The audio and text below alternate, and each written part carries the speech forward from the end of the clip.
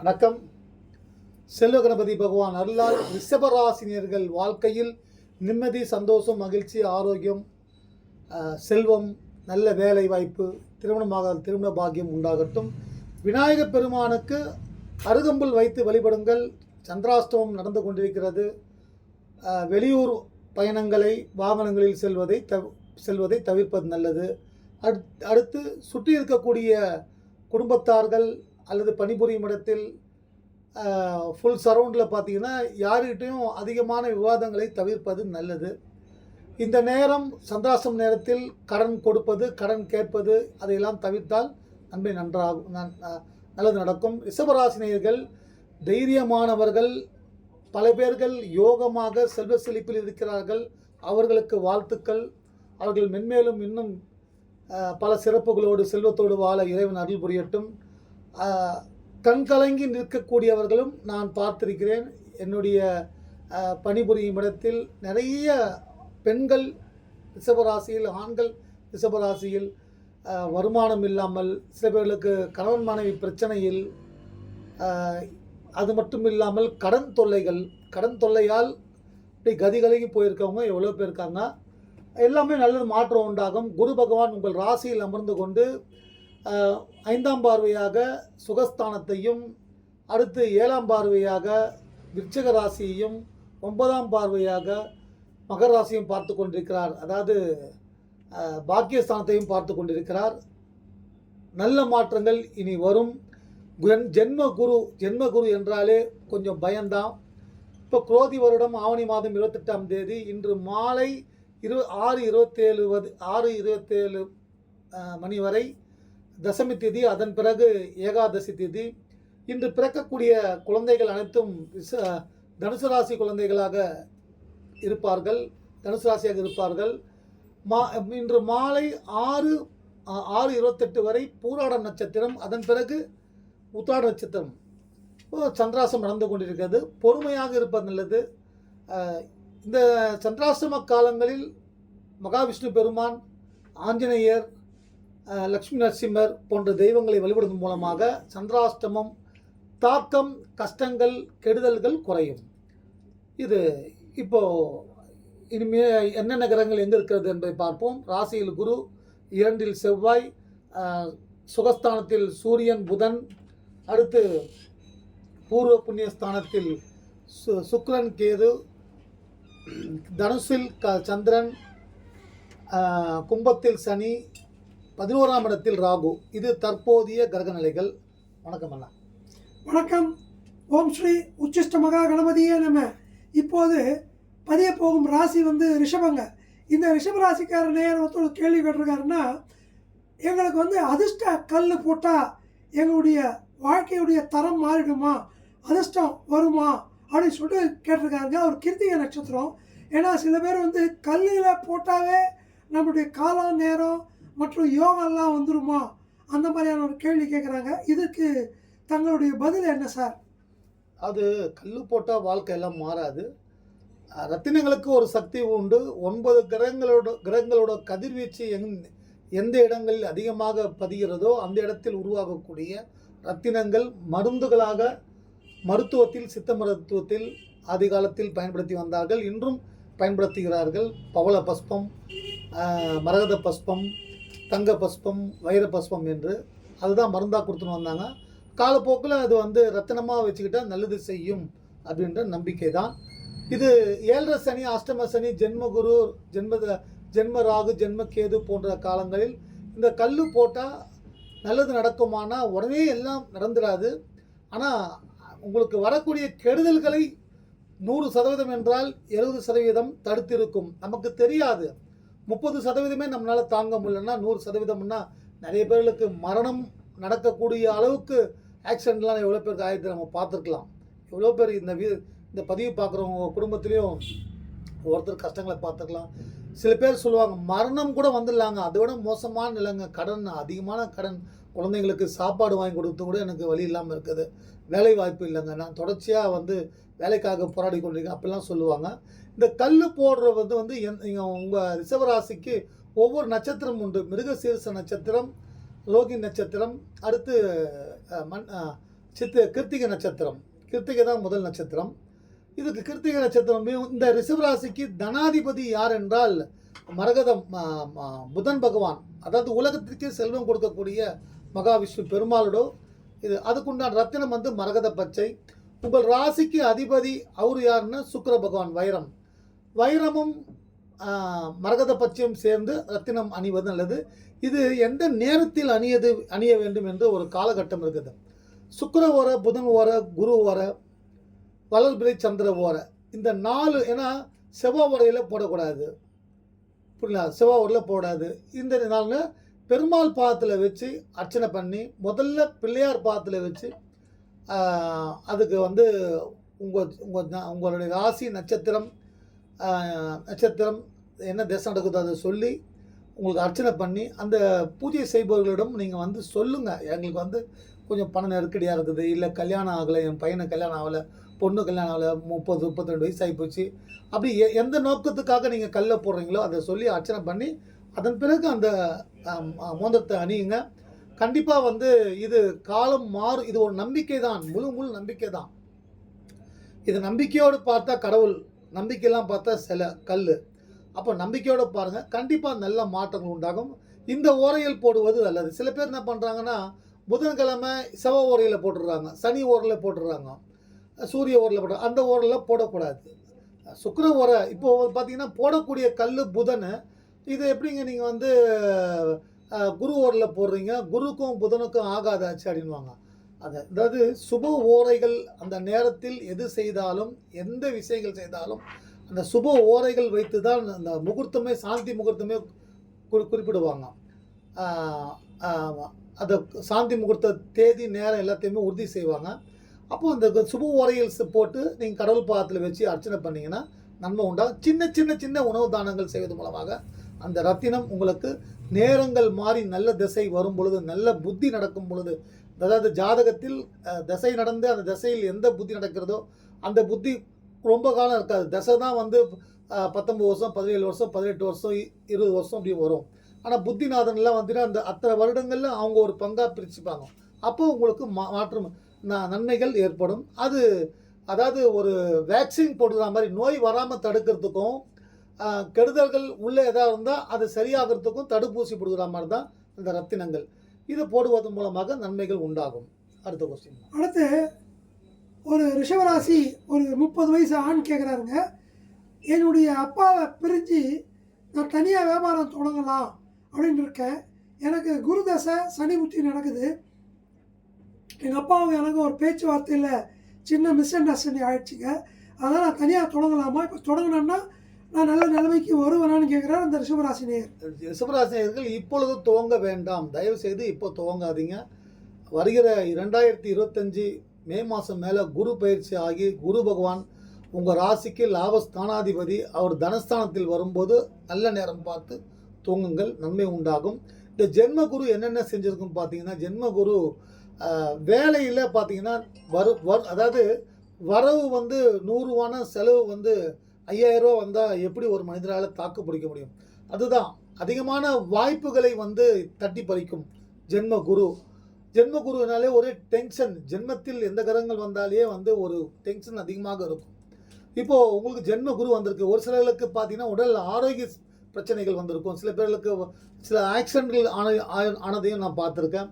சில பேர்களுக்கு பார்த்தா கடன் தொல்லைகள், அதிகமான நெருக்கடி, பண நெருக்கடி அப்படின்ட்டு. ரிஷபராசினியர்கள் வந்து நந்தியம் பகவான் பிரதோஷ காலங்களில் சிவபெருமானுக்கும் நந்திய பெருமானுக்கும் வில்வ இலை வைத்து ஏலக்காய் மாலை போட்டு அர்ச்சனை செய்வதன் மூலமாக உங்கள் அந்த கஷ்டங்கள், அந்த கடன்கள், அந்த கடன் தொல்லைகள் நீங்கும். சில பேர் பார்த்தா கணவன் மனைவி ஜாதக பொருத்தம் இல்லாமல் திருமணம் செய்தால் சில பேர் நல்லா இருப்பாங்க. அந்த 7.5 சனி, அஷ்டம சனி, ஜென்மகுரு போன்ற நேரங்களில் தேவையற்ற வாக்குவாதங்களை தவிர்ப்பது நல்லது. திடீர்னு பார்த்தீங்கன்னா அந்த அதாவது ஒவ்வொரு நேரம், அதாவது நேரம் வந்து செய்கிற மாதிரி எதுவும் செய்யாது, மற்ற யாரும் செய்ய முடியாது. நல்ல நேரம்னு வந்துச்சுன்னா ஒரு மனுஷன் வந்து அப்படியே ஒன்றுமே இல்லாஇருந்தாலும் பெரிய கோடீஸ்வரன் ஆகிடுவான். அப்படி கெட்ட நேரம்னு ஒன்று வரும் பொழுது அப்போ கொஞ்சம் உஷாராகி கடவுள் வழிபாட்டை மேற்கொண்டு வந்தால் அந்த தோஷங்கள் நீங்கும். அடுத்து என்னுடைய பெண்ணுக்காக குலதெய்வ பூஜை போட போகிறேங்க. அது ரிஷபராசி, அந்த பெண்ணு மிருகசீர நட்சத்திரங்க. இது குலதெய்வ பூஜை போடும்போது வழிபாடு முடிஞ்சு தேங்காய் உடைச்சோம், தேங்காய் அழுகி போச்சு, இதனால் எங்களுக்கு சகுன குறைபாடு வருமா, இதனால் நாங்கள் செய்யக்கூடிய நல்ல வேலையை நிறுத்தி வைக்கலாமான்னு சொல்லிட்டு எல்லாருடைய மனசுலையும்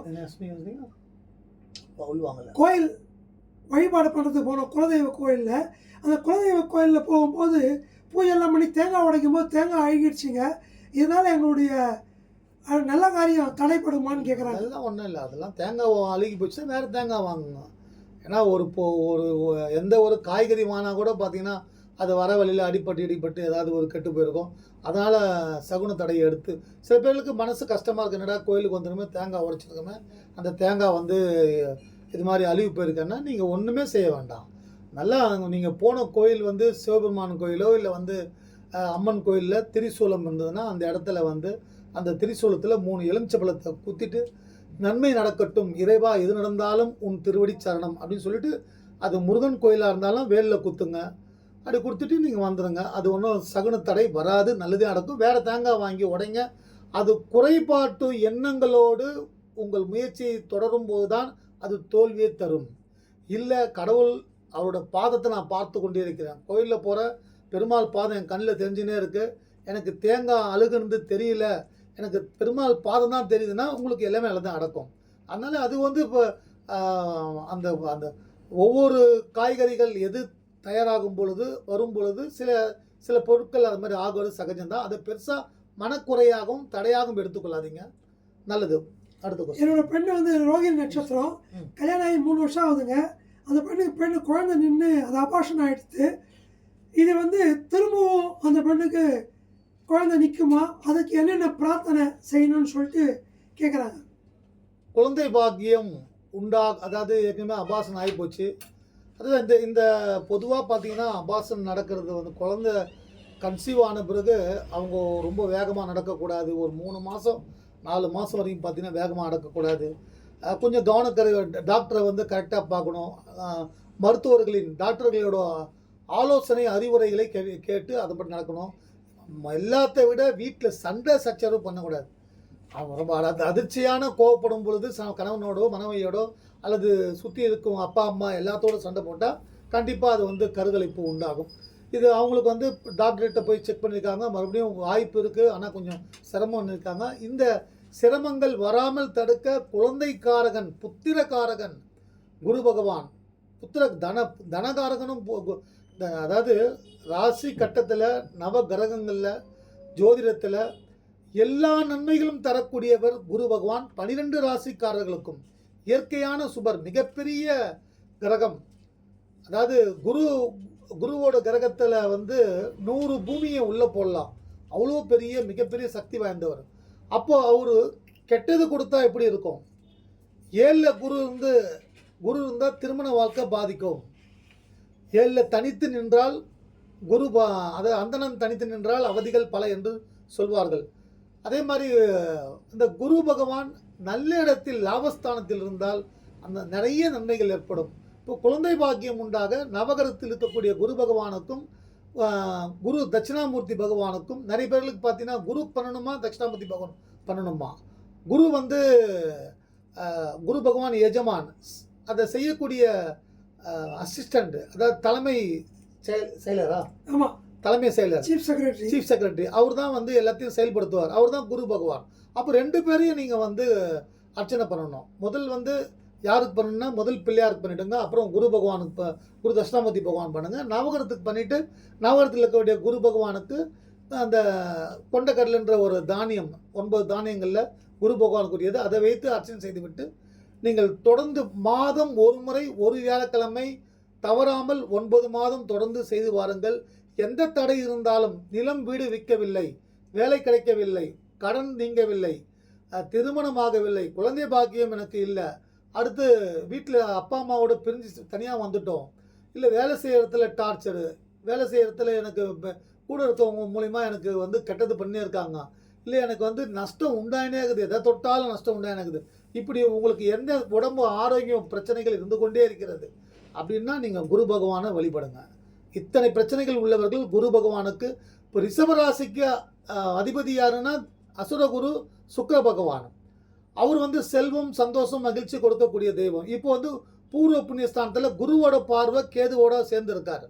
இப்போது கண்டிப்பாக ஓரளவுக்கு ரிஷபராசினிகளுக்கு கடந்த ஒரு 3 மாதங்களை விட தனஸ்தானத்தில் செவ்வாய் உள்ளார். 7ஆம் அதிபதி செவ்வாய் இருக்கார். அதனால் வந்து நிலம் வீடு வாங்க யோகம் உண்டாகும். என்ன ஒரு பிரச்சனை பார்த்தீங்கன்னா, உங்களுடைய ரிஷபராசிக்கு 7ஆம் இடத்தை கலத்திரஸ்தானத்தை 10ஆம் பார்வையாக சனீஸ்வர பகவான் பார்த்து கொண்டிருக்கிறார். சனி பார்வை கொடியது. அப்போ கலத்திரக்காரகன் என்றால் மனைவி, கணவன். இதில் பார்த்தீங்கன்னா சண்டை தான் போட்டுக்கணும் இல்லை. ஒருத்தர்களுக்கு ஃபைனான்சியல் ப்ராப்ளம் இருக்கும், கடன் தொல்லைங்க இருக்கும், அடுத்து குடும்ப பிரச்சனைகள் இருக்கும், அல்லது உடல் ஆரோக்கிய சீர்கேடுகள். திடீர்னு வந்து கர்ப்பப்பை பிரச்சனை பெண்களுக்கு. ஆண்களுக்கு பார்த்தீங்கன்னா பிபி அதிகமாச்சு, சுகர் அதிகமாகி போச்சு, இல்லை வந்து மூளை சம்பந்தமான பிரச்சனைகள், நெஞ்சுவலி, இது போன்ற பிரச்சனைகள் எல்லாம் இந்த ஜென்ம குருவில் வரும். இப்போ குரு உங்கள் ராசிக்கு அந்த 10ஆம் இடத்தை பார்த்து கொண்டிருப்பதால் பிரச்சனைகள் இந்தோடு கட்டுப்படுத்தப்பட்டுள்ளது. குரு பார்க்கலன்னா சனி பார்வை தான் இன்னும் மோசமான நிலைமைக்கு போயிருக்கும். ஆனால் குரு பகவான் இன்னும் ஏறக்குறைய இன்னொரு 3 மாதத்தில் அவருடைய சுபத்தன்மை பெற்று உங்களுக்கு நிறைய நன்மைகள் நடக்கும். குரு பகவானை வழிபடுங்கள், வாழ்க்கையில் நிறைய மாற்றம் உண்டாகும். கடைசி கேள்வி, ஒரு மனுஷனுக்கு வந்து கெட்ட நேரம்னு வந்துட்டா அவன் வந்து நல்ல சொல்லு, நல்லவங்க சொல்கிற புத்திமதியெல்லாம் கேட்க மாட்டேன்னு சொல்கிறாங்க. அது உண்மையா சார்? கேடு வரும் முன்னே மதி கெட்டு வரும் பின்னேன்ற மாதிரி சொல்லுவாங்க. ஏன்னா கெடுதல் நடக்கும் போது முன்னாடியே தெரியும். அது பெரியவங்க சொல்லுவாங்க, இப்போ அந்த பக்கம் போகாத, அவன்கிட்ட கொடுக்காத, அந்த வியாபாரம் பண்ணாதேன்னுவாங்க. அதை கேட்காம போய் பண்ணால் கண்டிப்பாக நஷ்டத்தில் வந்துடுவான். இல்லை, வாசம் தான். என்கிட்ட நிறைய பேர் வருவாங்க, சார் கெட்டவெல்லாம் நல்லா வாழ்கிறான் சார். நான் என் கூட ஃப்ரெண்டு சார், படா அயோக்கியம் சார் அவன். ஆனால் இன்றைக்கி பார்த்தா 4 வீடு 5 வீடு அவன் பாட்டு, அவன் நகை எல்லாம் நெட்லாம் பார்த்தீங்கன்னா போட்டு ஆடம்பரமாக இருக்கான். ஆனால் சிவனேன்னு இருக்கேன், யாருக்கும் எந்த துரோகம் பண்ணல, கஷ்டப்படுது எல்லாருக்கும். ஒருவர் ஜாதகத்தில் வந்து யோகம் என்பது பூமியில் பிறக்கக்கூடிய அனைத்து ஆண் பெண்களுக்கு உண்டு, நிச்சயம் உண்டு யோகம். நீங்கள் திருநங்கைகளில் கூட கோட்டீஸ்வரங்கள்லாம் நீங்கள் எவ்வளோ பேர் பார்க்கலாம், எவ்வளோ பேர் கோடிக்கோடியாக சம்பாதிக்கிறவங்களை பார்க்கலாம், ரொம்ப கஷ்டப்படுறவங்களை பார்க்கலாம். அது மட்டும் இல்லை, ஜீவராசிகளில் நீங்கள் அதை அன்றாடம் பார்க்கக்கூடிய, நீங்கள் ரோட்டில் நடக்கக்கூடிய பைரவரை பாருங்களேன், நாய் பாருங்களேன். ஒரு சொந்த வீட்டில் நாய் வளர்க்குறாங்கன்னா அவங்க ஏசியில் வளர்க்குறாங்க. அதே வந்து ரோட்டில் இருக்கக்கூடிய நாய், அதுவும் 4 கால் தான், 2 கண்டு தான், எல்லாமே அதுதான். ஆனால் அதுவும் அது என்ன கர்மா என்ன ஒன்றும் புரிய மாட்டேங்குது. கடவுள் ஏன் இப்படி வந்து ஏழை பணக்காரன் கஷ்டப்படுறவன் அப்படி கஷ்டப்படுறதாவது கஷ்டம் கொஞ்சம் கொடுத்துட்டு அவங்களுக்கு அடுத்தது நல்லது பண்ணால் ஓகே. ஆனால் தொடர்ச்சியாக கஷ்டப்பட்டால் ஒரு மனுஷன் வந்து பைத்தியம் ஆகிடுவாங்க, ரொம்ப கஷ்டப்படுவாங்க. எவ்வளோ தான் ஒரு ஆணாலையும் ஒரு பெண்ணாலையும் கஷ்டங்கள் தாங்க முடியும். இது நீங்கள் என்ன கேள்வி கேட்ட டாபிக் மாறி போச்சு. இல்லை, இது ஒருத்தர் வந்து கெட்ட நேரம் இருக்கும்போது நல்ல புத்தி சொன்னால் புத்தி கேட்க மாட்டாங்க. உங்கள் ஜாதகத்தில் இது பொதுவான பதிவு. ஒவ்வொரு கிரகங்கள் உங்கள் சுய ஜாதகத்தில் நல்ல ஸ்தானத்தில் அமர்ந்து தசைகள் நடந்தால், ஜென்ம குருவாக இருந்தாலும், இதே ரிஷபராசியில் மில் ஓனராக இருக்கவங்க எவ்வளோ பேர் இருக்காங்க, தியேட்டர் ஓனராக இருக்கவங்க எவ்வளோ இருக்காங்க, 1000 பேர் இல்லை 1000 பேரை வச்சு மிகப்பெரிய நிறுவனம் கம்பெனி நடத்துகிறவங்க எவ்வளோ பேர் இருக்காங்க. இதே வந்து தெருவில் வந்து வெறும் அந்த இபி கார்டுக்கு கவர் வித்துட்டும் போகிறாங்க. அதில் என்ன லாபம் வரும்? என்ன அது சில பேர்களுக்கு வருமானம் வருது. சில பேர் நான் கேட்டிருக்கேன், என்னங்க இதில் வந்து ஒரு 30 வருஷமாக நானும் இந்த பகுதியில் இருக்கேன். ஒருத்தர் வந்து அவரும் கிழவன் ஆகிட்டேன், நானும் கிழவன் ஆகிட்டேன். என்ன 2 பேரும் இளைஞராக பார்த்துக்கிட்டோம். இன்றைக்கும் அந்த கவரை விடாமல் பண்ண என்னங்கன்னா டெய்லி 200 ரூபா வருவாங்க. என்ன இப்படி குடும்பம் 200 ரூபாலும் எப்படி குடும்பம் நடத்த முடியும்? இல்லைங்க வீட்டில் வந்து வீட்டு வேலை செய்கிறாங்க அப்படின்ட்டு இப்படி இருக்காங்க. ஆனால் இதில் கோட்டீஸ்வரம்லாம் எவ்வளோ இருக்காங்க. அப்போது இந்த நிலையில் கடவுள் நம்மை வைத்துள்ளார். அதான் நல்ல ஆரோக்கியம் கொடுத்துருக்காரா, கடவுள் நன்றி சொல்லுங்கள். நல்ல கணவன் மனைவி குழந்தைகள் கொடுத்துருக்காங்களா, அவங்க நன்றி சொல்லுங்கள். எவ்வளோ பேர்களுக்கு விபத்து நடக்குது, உங்கள் வீட்டில் விபத்து நடக்கலையா, சந்தோஷப்பட்டு. இந்த கஷ்டம் வந்து தற்காலிகம்தான். இப்போ குரு மாற போகிறார். குரு மாறினா உங்கள் வாழ்க்கையில் மிகப்பெரிய சுப மாற்றங்கள் ஏற்படும். ரிஷபராசிக்காரர்களுக்கு 12 ஆண்டுகளுக்கு பிறகு குரு பகவான் தனஸ்தானத்தில் சஞ்சாரம் செய்வது யோகங்களை கொடுக்கும். இப்போது எத்தனை நீங்கள் வந்து ரத்தினங்கள் போட்டாலும் சரி, இல்லை ஒரு இந்த நிறைய பேர் இந்த ஆன்மீக சம்மந்தப்பட்ட பூஜை பண்ணி தருவாங்க. அடுத்தது வந்து மந்திரங்கள் செய்து தருவாங்க. இதெல்லாம் பண்ணால் கூட ஏங்க இதை விட நீங்கள் பெருமாள் பார்க்கறத விடவா இத்தனை வந்து மந்திரவாதி செஞ்சு விடுவாங்க இல்லையா? அதனால் நேரம் நல்லா வரும், முயற்சி செய்யுங்க. ரிஷபராசிக்காரர்கள் ரொம்ப நேர்மையானவர்கள், தன்னம்பிக்கை அதிகம் கொண்டவர்கள், அடுத்தவர்களுக்கு உதவி செய்யக்கூடியவர்கள். நான் பார்த்தவரை நிறைய ஆண்களும் சரி பெண்களும் சரி நிறைய பேர்களுக்கு யாருக்கும் வந்து கெடுதல் செய்யாதவர்கள். இருந்தாலும் கிரகங்கள் மாறி மாறி வரும் பொழுது அந்த கிரகங்கள் கொடுக்கக்கூடிய சுபத்தன்மைகளும் ஒரு மனிதனுக்கு வெற்றிகளை கொடுக்கும். கெட்டதையும் ஒரு மனிதன் அதை தாக்குப்பிடித்து தான் ஆக வேண்டும். அதுக்கு தான் அந்த கடவுள் பரிகாரம். கடவுளை வழிபடுவது இதுதான். பரிகாரம் என்றாலே ஒன்றும் ஒரு பெரிய தோஷங்கள்லாம் ஒன்றும் இல்லைங்க. பரிகாரம் என்ன, தெய்வத்திட்ட போயிட்டு வேண்டும். அதுதான். எந்த கிரகம் உங்களுக்கு பாதிப்பு இருக்குதோ, இப்போ உங்களுக்கு பாதிப்பு பார்த்தீங்கன்னா குரு தான் பாதிப்பு. உங்களுக்கு அட்டமாதிபதி குரு பகவான், அவரே லாபஸ்தானாதிபதி. இப்போ குரு திசை நடந்து கொண்டிருந்து தனித்திருந்து குரு திசையில் நீங்கள் சந்தித்து கொண்டிருந்தால் குடும்ப பிரிவுகள் ஏற்பட்டிருக்கும் சிலர்களுக்கு. அப்போ குரு பகவானை வழிபடுங்கள், நல்ல மாற்றம் உண்டாகும். திருச்செந்தூர் குரு பகவானை வழிபடுவது யோகம் உண்டாகும். 7ஆம் அதிபதி உங்கள் ராசிக்கு செவ்வாய் பகவான், கலத்தரகாரகன். அவரே வந்து ஒரு தொழில் பார்ட்னர், உங்களுக்கு வியாபாரம், சந்தோஷம், மகிழ்ச்சி அனைத்தையும் கொடுக்கக்கூடியவர் செவ்வாய் பகவான். திருச்செந்தூர் முருகப்பெருமானை அங்கு சென்று வழிபடுங்கள், அல்லது அங்கு இருக்கக்கூடிய அந்த பகவான் தரிசன ஃபோட்டோவை வந்து வீட்டுக்குள்ளே வச்சு தீபம் ஏற்றுங்க, நல்ல மாற்றங்கள் உண்டாகும். ரிஷபராசி விரைவில் சுப மாற்றங்களை காணப்போகும் ரிஷபராசி நேயர்களுக்கு வாழ்த்துக்கள். உடல் ஆரோக்கியம், கேடு வராமல், பிரச்சனைகள் வராமல், நோய்கள் வராமல் இருக்க ஆஞ்சநேயர் பகவானை வழிபடுங்கள், வாழ்க்கையில் நல்ல மாற்றங்கள் உண்டாகும். நன்றி, வணக்கம். அனைத்து ரிஷபராசி நேயர்களுக்கும் சென்னை அல்லிக்கேணி பார்த்தசாரதி பெருமாளுடைய அருட்கடாட்சியம் கிடைக்கட்டும். நாளை ஏகாதசி. திருவல்லிக்கேணி பார்த்தசாரதி பெருமாளை வழிபடுங்கள், அவருடைய அருட்கடாட்சியம் உங்களுக்கு கிடைக்கும். நன்றி, வணக்கம். பார்த்தசாரதி பெருமாள் நல்லா கம்பீரமா மீசை வச்சுட்டு இருப்பார். அவர் தான் பார்த்தனுக்கு சாரதியா இருப்பார். அந்த பெருமாள் தரிசனம் அது திவ்ய தேசங்களில் திருவல்லிக்கேணி பார்த்தசாரதி கோயிலும் ஒன்று. அவரை பார்த்தீங்கன்னா எதிரிகள் ஓடுவார்கள். ஏன்னா அர்ஜுனனுக்கு வெற்றி வாகை சூடித்தரக்கூடிய, கூட இருந்து அந்த வெற்றியை தரக்கூடியவர். அப்போது வாழ்க்கையில் என்னென்னலாம் நமக்கு பின்னடைவு இருக்கோ, சென்னை வந்தீங்கன்னா ரொம்ப பழமையான பாரதியார் வீடு அங்கே தான் இருக்குது. மகாகவி சுப்பிரமணிய பாரதியார் வீடு அங்கே தான் இருக்குது. அவர் வழிபட்ட மிகப்பெரிய, அதாவது எத்தனையோ மகான்கள் பாடல் பெற்ற ஸ்தலம் அது. அந்த பகவானை ஒரு முறை தரிசனம் செய்துவிட்டு செல்லுங்கள். திருவல்லிக்கேணி பார்த்தசாரதி பெருமாள் அருளால் ரிஷபராசினியர்கள் வாழ்க்கையில் சந்தோஷம், மகிழ்ச்சி, இன்பம் எல்லாமே ஒன்று தான். ஆனால் ஒவ்வொன்றுத்துக்கும் வித்தியாசம் இருக்குது. ஆரோக்கியம், நல்ல வேலை வாய்ப்பு கிடைக்கட்டும். நன்றி, வணக்கம். அதாவது ரிஷபராசிக்கு பார்த்தீங்கன்னா கெடுதல்களை ஒரு நேயர் கெடுந்தார், அதுக்கு நான் பதில் சொல்கிறேன். கெடுதல்களை செய்வது மனிதர்களா கிரகங்களா அப்படின்னா என்னோட பதில் வந்து கிரகங்கள் தான் நான் சொல்லுவேன். இப்போது கிரகங்கள் உங்களுக்கு நல்ல நிலையில் இருந்து விட்டால் மனிதர்கள் எந்த கெடுதல் செய்தாலும் அது திரும்பி போய் அவங்களே தாக்கும். அதனால வந்து நீங்க கடவுளை வழிபடுங்கள், கிரகங்களை வழிபடுங்கள், வாழ்க்கையில் நல்ல மாற்றங்கள் உண்டாகும். உங்கள் முயற்சிகள், விடாமுயற்சி, விஸ்வரூப வெற்றி உண்டாகட்டும் உங்களுக்கு. நன்றி, வணக்கம். நம்பினார் கெடுவதில்லை, இது இறைவனின் தீர்ப்பு.